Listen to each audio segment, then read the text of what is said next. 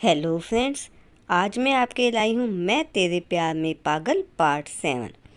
सुरेंद्र जी ने कोमल जी का हाथ पकड़कर अपने पास बिठाया और कहने लगे, बेटियों की तो विदाई होनी ही है, उसके लिए इतना मत सोचिए। हमें तो उनके सुखमय जीवन की प्रार्थना करनी चाहिए। चलिए आज आप बैठिए, हम आपके लिए कॉफ़ी बनाकर लाते हैं। आप बनाएंगे?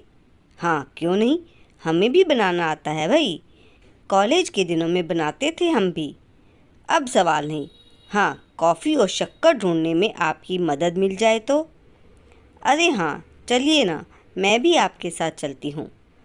रिधिमा अपने मम्मी पापा से चाय के लिए पूछने आई थी और अभी दरवाजे पर ही पहुँची थी, पर दोनों को प्यार से बातें करते देखकर मुस्कुराते हुए अपने कमरे में चली गई। और जब अपने कमरे में पहुँची तो मोबाइल बज रहा था। उसने जल्दी से फ़ोन उठाया। फ़ोन उसके छोटे भाई आरव का था, जो 7वीं कक्षा में हॉस्टल में रहकर पढ़ाई कर रहा था। हेलो आरव, कैसे हो बाबू? मैं तो बिल्कुल ठीक हूँ दी। बस ये बताने के लिए फ़ोन किया है कि 15 दिन बाद स्कूल में छुट्टी हो रही है। अरे वाह, मैं पापा को फ़ोन देती हूँ। अरे नहीं दी, फिर तो पापा मुझे खुद लेने आएंगे, लेकिन मैं तो अपने दोस्तों के साथ घर आ जाऊँगा। मेरे सारे दोस्त आ रहे हैं, आरव ने मायूस होकर कहा। अरे बाबा, तू परेशान मत हो, पापा तेरे भले के लिए तो चिंता करते हैं और वो तुझे दोस्तों के साथ आने से मना नहीं करेंगे। अब मैं पापा को फ़ोन देती हूँ, ठीक है ना? हाँ दी। फिर सुरेंद्र जी ने बेटे से बात की और उसे बहुत सी बातें समझाने के बाद दोस्तों के साथ घर आने की इजाज़त दे दी।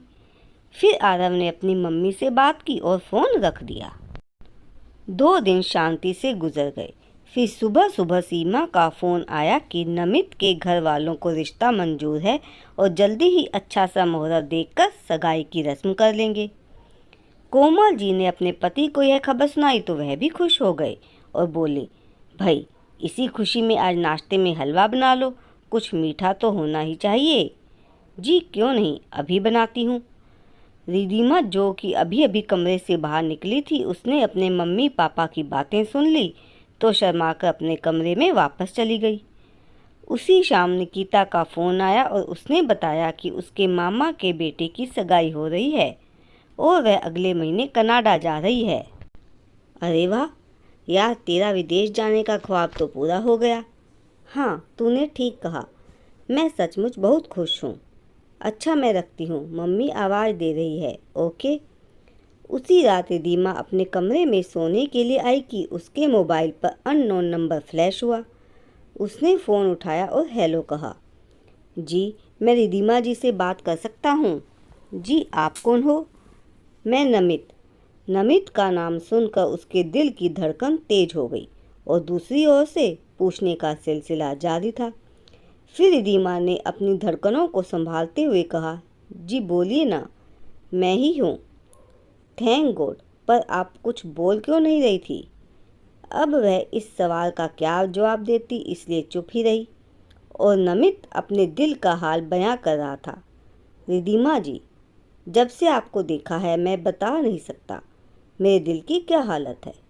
बल्कि मैं तो आपकी तस्वीर देखकर ही आपसे मिलने के लिए तैयार हो गया था और जब से आपको देखा है बस सुबह शाम आपका ही ख्याल रहता है। नमित की बातें सुनकर रिधिमा शर्म से लाल हो रही थी और वो अपनी बेकरारी बयां कर रहा था। जब कुछ देर बाद उसे एहसास हुआ कि रिधिमा कुछ बोल नहीं रही, तब उसने टोका, रिधिमा जी आप कुछ बोल नहीं रही।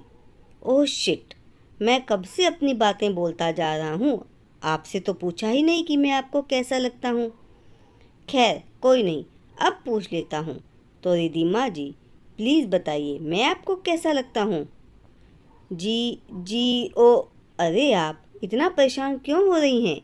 चलिए सवाल आसान कर देता हूँ, बस आप हाँ या ना बोल दीजिए, पर बोलिए प्लीज़। जी ओ, मम्मी आवाज़ दे रही है, मैं फ़ोन रखूँ? प्लीज़ नमित जी। अब इतने प्यार से बोलने पर मैं आपकी बात टाल तो नहीं सकता, पर वादा कीजिए कल भी मुझसे बात करेंगी आप और आज की तरह मम्मी का बहाना नहीं बनाएंगी। नमित ने मुस्कुराते हुए कहा। तो जवाब में रिद्धिमा ने बस जी कहा और फ़ोन काट दिया। वह फ़ोन रखकर आईने में खुद को देख रही थी। उसे नमित की बातें अंदर से गुदगुदा रही थी और गोरे गाल हया की लाली से लाल हो गए थे। अभी उसे खुद का चेहरा रोज से ज़्यादा खूबसूरत महसूस हो रहा था। किसी के प्यार का रंग जो चढ़ गया था, जो उसके गोरे रंग को और भी खूबसूरत बना रहा था। रिद्धिमा को खुद ही प्यार आ रहा था और शर्म से उसकी पलकें ऐसे झुकी जा रही थी जैसे नमित उसे देख रहा है। तो दोस्तों, आगे की कहानी जानने के लिए अगला भाग जरूर पढ़िएगा। धन्यवाद।